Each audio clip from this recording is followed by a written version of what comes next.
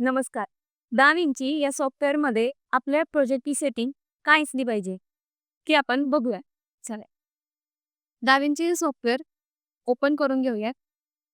त्यानंतर राईट डाऊनला एक सेटिंग म्हणून ऑप्शन आहे, तिथे क्लिक करूयात.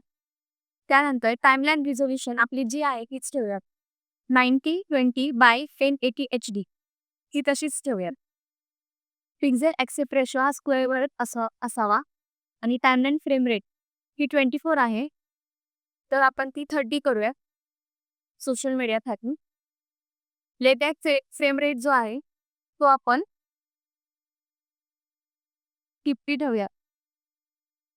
50 फ्रेम पर सेकंड. व्हिडिओ रिझोल्यूशन जे आहे तेच 90/20 फॉर्मॅट जो आहे तो 3p आहे 30p आहे. तो आपण 24p ठेवूयात कारण सिनेमॅटिकसाठी आपल्याला 24p ची आवश्यकता असते. त्यानंतर प्रॉक्सी मीडिया रिझोल्यूशन हा चूज ऑटोमॅटिकली आहे, तर तिथे आपण हाफ ठेवूयात. ही प्रॉक्सी मीडिया फॉर्मॅट हा ProRes 422 HQ आहे, तर तो आपण ProRes 422 ठेवूयात. ऑप्टिमाइज मीडिया रिझोल्यूशन सुद्धा आपण हाफ करूया आणि ऑप्टिमाइज मीडिया फॉर्मॅट हा ProRes 422 ठेवूया आणि कॅचे फॉर्मॅट सुद्धा ProRes 422 ठेवूया.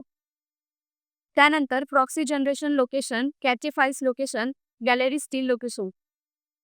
इथे आपण तुम्ही ज्या फोल्डरमध्ये तुमचं प्रोजेक्ट सेव्ह करणार आहात ते तिथे क्लिक करायचं ब्राउझवर जाऊन.